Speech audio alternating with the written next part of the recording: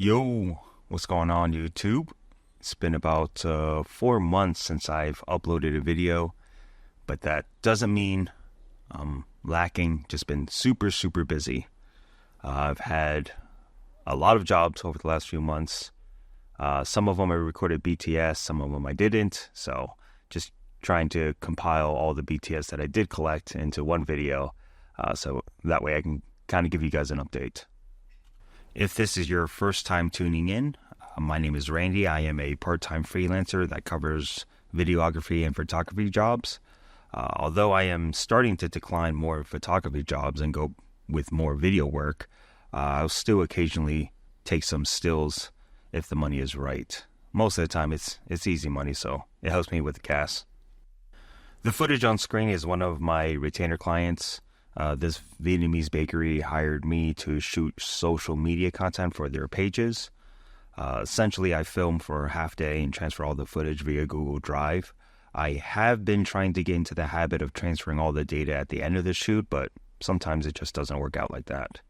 And I'll have to go home and spend another hour or so checking in on the upload progress, but totally no problem.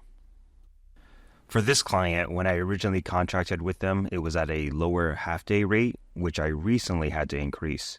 It was a hard and nerve-wracking conversation to have, but when you start throwing in words like inflation and can speak to the things and ideas you brought into the project, it makes the conversation have a little less friction, and then it also allows the client to understand the why behind the increase.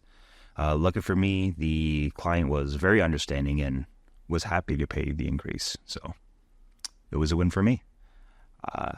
In my opinion, I guess the worst they could have said was no, but if I never asked, then it would always be no.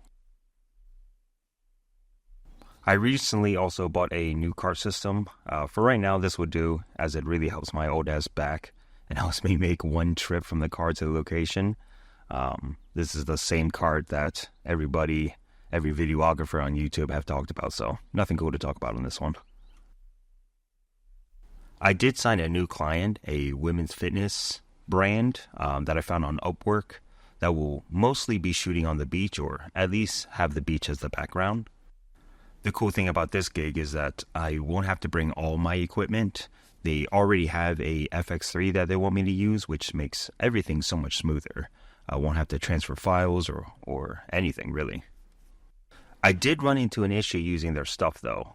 They are using the Sennheiser, I think it's the MX3 wireless lav mic, and unfortunately it kept on cutting out every time she would turn, or if her body got in between the receiver and the transmitter. So I opted to use my DJI system, but I'm sure a lot of you guys are aware that there is a buzzing or hissing sound whenever you're using the FX3 XLR handle and also the DJI mics. I saw a lot of workarounds saying that what you need was a shielded cable. Fortunately for me, I did have one, so I ended up using a 3.5 millimeter to XLR cable, and yeah, everything worked out. Brought a whole bunch of different solutions to resolve it. We got XLR to 3.5. We also got 3.5 to 2.5. And then, yep. Here we are. Got the FX3, A7 III over there. Here, DJI mic set, Axun. We also have a Freewell ND filter on there. And over here, this Tamron, this is my setup. ND filter on there too. That is time. Good. Woo. Oh my gosh. Her 8 and 7 6 sign. I always lost sight with 4 because orange is turned on rest class 2. After that, I had my first real estate shoot. This was for a $18.5 million home in SoCal. What a project, though, for my first real estate video. I watched hours of videos before the shoot, and it seemed like I jumped way ahead of the game. Shooting an $18.5 million home as your first is a ton of pressure. Luckily, I was transparent with the client and let them know. They only had good and positive feedback, so apparently I didn't do as bad as I thought I did. I knew for the talking head pieces I would do a good job and make sure everything was shot correctly. It was just the showcasing of the house that I didn't really understand or didn't have a plan on what to do, I guess, when I first came in there. So it was quite an experience.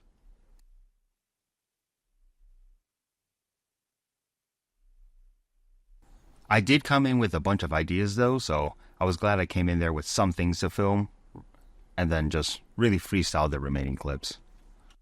The clip that you see on screen right now, this is probably like the 30th try that I did.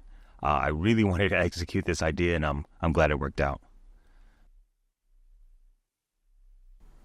I was also contracted to edit this video, which I normally wouldn't do, but here's how it came out.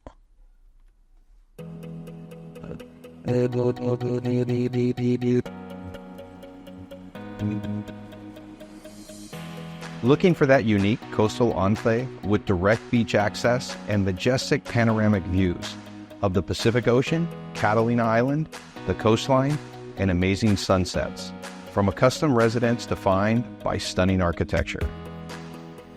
When you're out where all the wild roams, and you're looking for a way back home.